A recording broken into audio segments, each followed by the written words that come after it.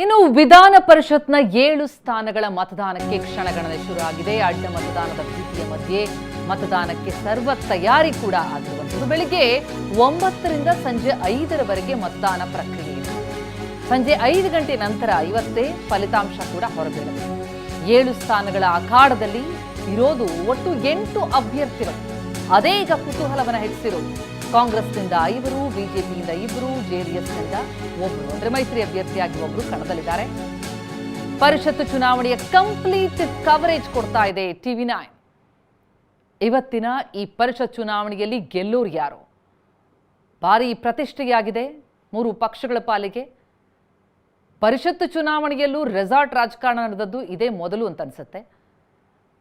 ಸಂಜೆ 5 ಗಂಟೆ ನಂತರ ಹೊರಬೀಳಲಿದೆ. ನಮ್ಮ ಪ್ರತಿನಿಧಿಗಳು ವಿವಿಧ ಕಡೆಯಿಂದ ನಮ್ಮ ಜೊತೆ ಜಾಯಿನ್ ಆಗ್ತಾ ಇದ್ದಾರೆ. ರಾಮನಗರದಿಂದ ನಮ್ಮ ಪ್ರತಿನಿಧಿ ಪ್ರಶಾಂತ್ ಲೈವ್ನಲ್ಲಿ ಜಾಯಿನ್ ಆಗಿದ್ದಾರೆ.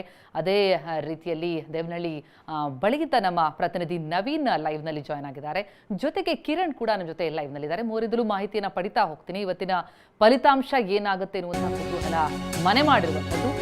ಈ ಮತದಾನಕ್ಕೆ ಕಾಂಗ್ರೆಸ್ ಯಾವ ರೀತಿಯಲ್ಲಿ ತಂತ್ರಗಾರಿಕೆಯನ್ನು ಹಿಡಿತಾ ಇದೆ? ಪ್ರತಿ ಅಭ್ಯರ್ಥಿಗೂ ಹೆಚ್ಚುವರಿ 2 ಮತ ಹಾಕಿಸ್ತಾ ಇದೆ ಕೈಪಡೆ. 4 ಅಭ್ಯರ್ಥಿಗಳಿಗೆ ತಲಾ 30 ಮತ ಹಾಕೋದಕ್ಕೆ ಸೂಚನೆ ಕೊಡಲಾಗಿದೆ. 28 ಬೇಕು ಗೆಲ್ಲೋದಕ್ಕೆ. ಆದರೆ ಹೆಚ್ಚುವರಿಯಾಗಿ 2 ಮತ. 5ನೇ ಅಭ್ಯರ್ಥಿಗೆ 20 ಶಾಸಕರಿಂದ ಮೊದಲ ಪ್ರಾಶಸ್ತ್ಯದ ಮತ, 120 ಶಾಸಕರಿಂದ 2ನೇ ಪ್ರಾಶಸ್ತ್ಯದ ಮತ ವಿನಯ್ಗೆ. 4 ಕೈ ಅಭ್ಯರ್ಥಿಗಳಿಗೆ ಯಾವುದೇ ಸಮಸ್ಯೆ ಆಗಬಾರದು ಎನ್ನುವಂಥ ಎಚ್ಚರಿಕೆ ವಹಿಸಲಾಗಿತ್ತು. ಬೆಳಗ್ಗೆ 8ಕ್ಕೆ ರೆಸಾರ್ಟ್ನಿಂದ ಕೈ ಶಾಸಕರು ಹೊರಡ್ತಾರೆ. 2ನೇ ಪ್ರಾಶಸ್ತ್ಯದ ಮತಗಳ ಮೂಲಕ ಗೆಲುವಿನ ವಿಶ್ವಾಸದಲ್ಲಿದೆ ಕಾಂಗ್ರೆಸ್ ಪಡೆ. ವಿಧಾನಸೌಧ ಸಮ್ಮೇಳನ ಸಭಾಂಗಣದಲ್ಲಿ ಜಮಾವಣೆಯಾಗ್ತಾರೆ. ಒಬ್ಬೊಬ್ಬರಾಗಿ ಬಂದು ಮತ ಚಲಾಯಿಸಲಿದ್ದಾರೆ ಶಾಸಕರು. ಈಗಾಗಲೇ ರೆಸಾರ್ಟ್ನಲ್ಲಿರಿಸಿ ಅವರಿಗೆ ಎಲ್ಲ ಟ್ರೈನಿಂಗ್ ಅನ್ನ ಕೊಟ್ಟು ಎಲ್ಲ ವ್ಯವಸ್ಥೆಯಾಗಿದೆ. ನಮ್ಮ ಪ್ರತಿನಿಧಿ ಪ್ರಶಾಂತ್ ಈ ಬಗ್ಗೆ ಡೀಟೇಲ್ಸ್ ಕೊಡ್ತಾರೆ. ಪ್ರಶಾಂತ್, ಪರಿಷತ್ ಚುನಾವಣೆಗೂ ರೆಸಾರ್ಟ್ ಪಾಲಿಟಿಕ್ಸ್ ನಡೆದದ್ದು ಅಪರೂಪ. ಆದರೆ ಈ ಬಾರಿ ಅಂಥದ್ದೊಂದು ಪ್ರತಿಷ್ಠೆಯ ಕಣ ಆಗಿರುವಂಥದ್ದು. ಕಾಂಗ್ರೆಸ್ನ ಲೆಕ್ಕಾಚಾರ ಏನು? ಯಾವ ರೀತಿಯಲ್ಲಿ ಸಿದ್ಧತೆ ಆಗಿದೆ? ಎಷ್ಟು ಗಂಟೆಗೆ ಹೊರಡ್ತಾರೆ? ಹೇಗಿದೆ ತಯಾರಿ ಅಂತ? ಪ್ರತಿಮಾ, ತೀವ್ರ ಕುತೂಹಲ ಕೆಳಿಸಿರುವಂತಹ ವಿಧಾನ ಪರಿಷತ್ ಚುನಾವಣೆಗೆ ಇವತ್ತು ಮತದಾನ ನಡೀತಾ ಇದೆ ವಿಧಾನಸೌಧದಲ್ಲಿ. ಈ ನಿಟ್ಟಿನಲ್ಲಿ ರೆಸಾರ್ಟ್ ಪಾಲಿಟಿಕ್ಸ್ ಕೂಡ ಜೋರಾಗಿ ನಡೀತಾ ಇರುವಂಥದ್ದು. ಪ್ರಮುಖವಾಗಿ ಕಾಂಗ್ರೆಸ್ ತನ್ನ 5 ಅಭ್ಯರ್ಥಿಗಳನ್ನು ಕೂಡ ಕಣಕ್ಕಿಳಿಸಿರುವಂಥದ್ದು. 4 ಅಭ್ಯರ್ಥಿಗಳನ್ನು ಗೆಲ್ಲಿಸೋದಕ್ಕೆ ಯಾವುದೇ ರೀತಿ ತೊಂದರೆ ಇಲ್ಲ. ಹೆಚ್ಚುವರಿಯಾಗಿ ಮತ್ತೊಂದು ಅಭ್ಯರ್ಥಿಯನ್ನು ಗೆಲ್ಲಿಸೋ ನಿಟ್ಟಿನಲ್ಲೂ ಕೂಡ ಹಾಗಾಗಿ ಎಲ್ಲರನ್ನೂ ಕೂಡ ಎಲ್ಲ ಕೈ ಶಾಸಕರನ್ನ ರೆಸಾರ್ಟ್ಗೆ, ವಂಡರ್ಲಾ ರೆಸಾರ್ಟ್ಗೆ ಕೂಡ ತಂಗಿಸಿರುವಂಥದ್ದು. ನಾನೀಗ ಆ ರೆಸಾರ್ಟ್ ಬಳಿ ಇದ್ದೀನಿ. ನೀವು ಕೂಡ ನೋಡ್ಬೋದು, 2 ದಿನಗಳಿಂದಲೂ ಕೂಡ ಇಲ್ಲಿ ಒಂದು ರೆಸಾರ್ಟ್ನಲ್ಲಿ ಕೈ ಶಾಸಕರು ತಂಗಿರುವಂಥದ್ದು. ಇನ್ನೇನು ಕೆಲವೇ ನಿಮಿಷಗಳಲ್ಲಿ ಈ ಒಂದು ರೆಸಾರ್ಟ್ನಿಂದ ಕೂಡ ತೆರಳ್ತಾರೆ. ಪ್ರಮುಖವಾಗಿ 4 ಅಭ್ಯರ್ಥಿಗಳಿಗೂ ಕೂಡ ಅಂದರೆ ಒಬ್ಬೊಬ್ಬ ಅಭ್ಯರ್ಥಿಗೆ ಗೆಲ್ಲೋದಕ್ಕೆ 28 ಮತಗಳ ಅವಶ್ಯಕತೆ ಇರುತ್ತೆ.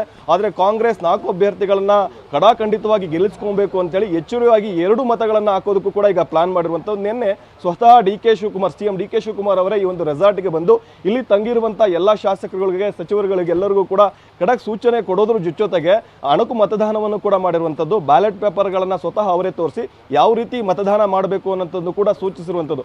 ಯಾಕಂದ್ರೆ ಒಂದೊಂದು ಮತಗಳು ಕೂಡ ಇಲ್ಲಿ ಅಮೂಲ್ಯವಾಗಿರುತ್ತದೆ. ಯಾವುದು ಕೂಡ ಅಸಿಂಧು ಆಗಬಾರ್ದು ಅನ್ನೋ ನಿಟ್ಟಿನಲ್ಲೂ ಕೂಡ ಸಾಕಷ್ಟು ಹೆಚ್ಚಿನ ತಂತ್ರಗಾರಿಕೆಯನ್ನು ಕೂಡ ಮಾಡಿರುವಂಥದ್ದು. ಜೊತೆಗೆ 5ನೇ ಅಭ್ಯರ್ಥಿಯನ್ನು ಗೆಲ್ಲಿಸ್ಕೊಳ್ಳೋ ನಿಟ್ಟಿನಲ್ಲೂ ಕೂಡ ಈಗಾಗಲೇ ಪಕ್ಷೇತರ ಅಭ್ಯರ್ಥಿಗಳು, ಉಚ್ಚಾಟಿತ ಶಾಸಕರು ಇವರೆಲ್ಲರನ್ನೂ ಕೂಡ ಈಗಾಗಲೇ ಸಂಪರ್ಕಿಸಿರುವಂಥದ್ದು. 5ನೇ ಅಭ್ಯರ್ಥಿಯನ್ನ ಗೆಲ್ಲಿಸ್ಕೊಳ್ಳೇಬೇಕು ಅನ್ನೋ ನಿಟ್ಟಿನಲ್ಲಿ. ಯಾಕಂದ್ರೆ 5ನೇ ಅಭ್ಯರ್ಥಿಯಾಗಿ ಸ್ಪರ್ಧಿಸಿರುವಂತಹ ವಿನಯ್ ಕಾರ್ತಿಕ್ ಡಿ ಕೆ ಶಿವಕುಮಾರ್ ಅವರ ಅತ್ಯಾಪ್ತ.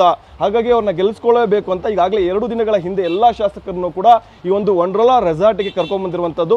2 ದಿನಗಳಿಂದಲೂ ಕೂಡ ಎಲ್ಲಾ ಶಾಸಕರುಗಳು ಕೂಡ ಇಲ್ಲಿದ್ದಾರೆ. ಇನ್ನೇನು 8 ಗಂಟೆ ಸುಮಾರಿಗೆ ಇಲ್ಲಿಂದ ನೇರವಾಗಿ ವಿಧಾನಸೌಧಕ್ಕೆ ತೆರಳಿ ಅಲ್ಲಿ ಮತದಾನ ಮಾಡ್ತಾರೆ. ಹೀಗಾಗಿ 5 ಬಸ್ಗಳು ಕೂಡ ಈ ಒಂದು ರೆಸಾರ್ಟ್ ಬಳಿ ಬಂದು ನಿಂತಿರುವಂತದ್ದು. ಪ್ರತಿಮಾ, ಎಸ್ ಪ್ರಶಾಂತ್, ಹಾಗೆ ಸಂಪರ್ಕದಲ್ಲಿರಿ.